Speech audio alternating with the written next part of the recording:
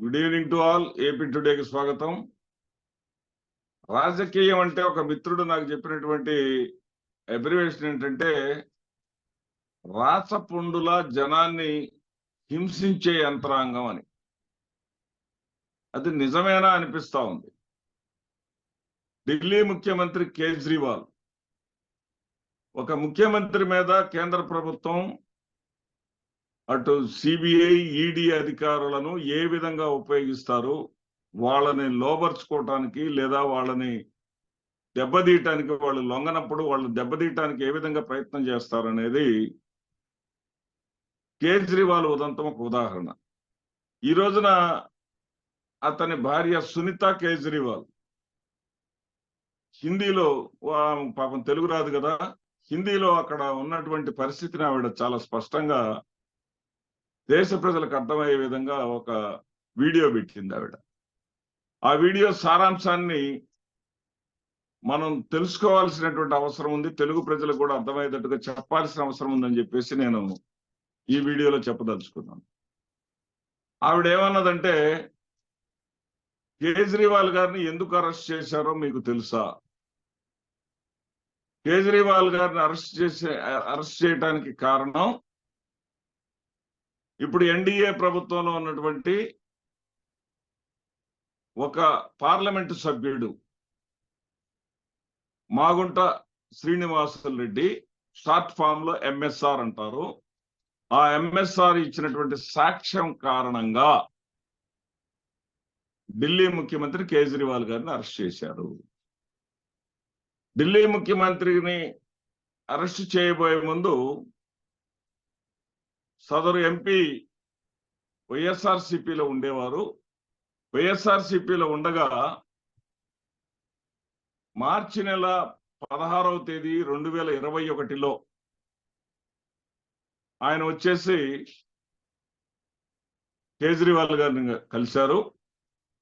కేజ్రీవాల్ ని కలిసిన సందర్భంలో ఆయన ఏమడిగాడంటే, ఫ్యామిలీ చారిటబుల్ ట్రస్ట్ ఒకటి నేను స్టార్ట్ చేస్తున్నాను, నాకు కొంత స్థలాన్ని కేటాయించాలని చెప్పేసి ఆయన అభ్యర్థించాడు. అభ్యర్థించినటువంటి సందర్భంలో అది లెఫ్టినెంట్ గవర్నర్ కంట్రోల్లో ఉన్నది, మీరు అక్కడ దరఖాస్తు చేసుకోండి, వాళ్ళు ఓకే అంటే మిగతా ఫార్మాలిటీస్ నేను కంప్లీట్ చేస్తానని చెప్తున్నారు. అంటే ఈడీకి కేజ్రీవాల్ వచ్చి మిమ్మల్ని కలిశారు కదా, మరి మీతో ఏం మాట్లాడాడు కేజ్రీవాల్ అని చెప్పేసి మాగుంట శ్రీనివాసరెడ్డి గారిని అడిగితే ఆయన చెప్పినటువంటి సమాధానం ఇది. ఏంటి, నేను చారిటబుల్ ట్రస్ట్ కోసం స్థలాన్ని అడిగాను, ఎల్జీని కలవమన్నాడు, ఎల్జీ అంటే లెఫ్టినెంట్ గవర్నర్ని కలవమన్నాడు, కలిసిన తర్వాత ప్రాసెస్ చేద్దామని చెప్పేసి చెప్పాడు, అది నా చేతుల్లో ఉండదు వాళ్ళ కంట్రోల్లో ఉంటుంది అని చెప్పాడు అని చెప్పేశాను. ఆ తర్వాత అదే లిక్కర్ కేసులో మాగుంట శ్రీనివాసరెడ్డి కుమారుడు అయినటువంటి రాఘవరెడ్డిని అరెస్ట్ చేశారు. రాఘవరెడ్డి గారిని అరెస్ట్ చేసిన తర్వాత ఈడీ ఆయనని ప్రభావితం చేసింది. రాఘవరెడ్డిని అరెస్ట్ చేసిన తర్వాత రాఘవరెడ్డికి బెయిల్, ఎన్నాళ్ళకి బెయిల్ రావడం లేదు. రాఘవరెడ్డి తల్లి శ్రీనివాసరెడ్డి గారి భార్య, అంటే ఎంఎస్ఆర్ గారి భార్య, ఆత్మహత్యాయత్నం చేసింది. నా బిడ్డకు బెయిల్ ఇప్పిస్తారా లేదని చెప్పేసి ఆత్మహత్యాయత్నం చేసింది. ఆ చేసినటువంటి సందర్భంలో మరి వాళ్ళు శ్రీనివాసరెడ్డిని సంప్రదించారు ఈడీ అధికారులు. ఏది 17/9/2022 సంప్రదించారు. 17/9/2022 సంప్రదించి మీరు సాక్ష్యం చెప్పండి అంటే ఆయన మొట్టమొదట చెప్పినటువంటి సాక్ష్యానికే నిలబడి ఉన్నాడు. కానీ ఆ తర్వాత వాళ్ళ భార్య నుంచి వచ్చినటువంటి ఒత్తిడి కారణంగా బిడ్డకు బెయిల్ ఇవ్వడం కోసం తప్పుడు వాంగ్మూలం ఇవ్వడానికి అంగీకరించాడు. జూలై 17, 2023 ఆయన ఇచ్చినటువంటి తప్పుడు వాంగ్మూలం మేరకు కేజ్రీవాల్ను అరెస్ట్ చేశారు. ఆయన ఇచ్చినటువంటి వాంగ్మూలం ఏంటంటే, ఒక 100 కోట్ల రూపాయలు ఏది ఆమ్ ఆద్మీ పార్టీకి చందాగా ఇవ్వమని ఎంపీ గారిని అడిగినట్లుగా చెప్పారు. ఆ ఇచ్చినటువంటి వాంగ్మూలంలోనే కేవలం 5 నిమిషాలు నేను మాట్లాడాను.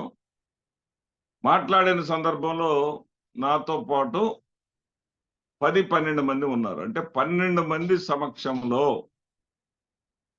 ఏదైనా సరే క్యాష్ డీల్ అనేది ఉంటే చాటుమాటుగా జరుగుతుంది. 12 మంది సమక్షంలో 100 కోట్లు డిమాండ్ చేస్తారా కేజ్రీవాల్ గారు? దీంట్లో ఎంతవరకు న్యాయం ఉంది? ఈ దేశంలో ఉన్నటువంటి చదువుకున్న వాళ్ళు, విజ్ఞానవంతులు,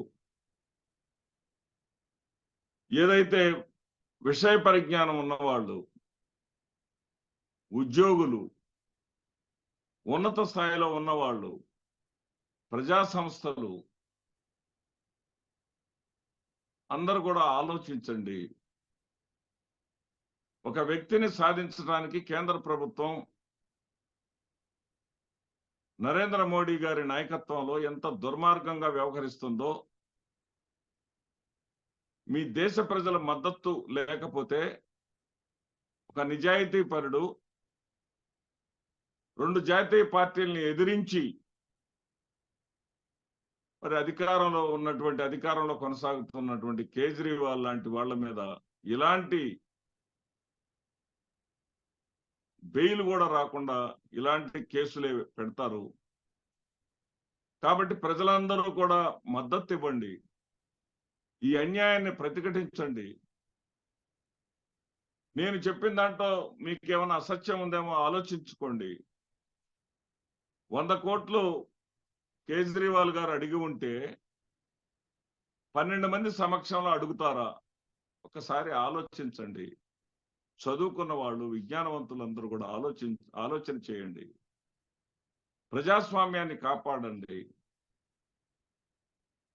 ఈడీని, సిబిఐని ఉపయోగించుకొని ప్రజాస్వామ్యాన్ని చెరపట్టడం అనేది జరుగుతా ఉంది ఈ దేశంలో. దానిని ప్రతిఘటించండి అని ప్రతి ఒక్కరిని వేడుకుంటున్నాను అని చెప్పేసి సునీత కేజ్రీవాల్ గారు చెప్పారు. ఆ చెప్పినటువంటి విషయాన్ని యథాతథంగా మేము ముందుంచడం జరుగుతుంది. మిత్రులారా, నమస్తే.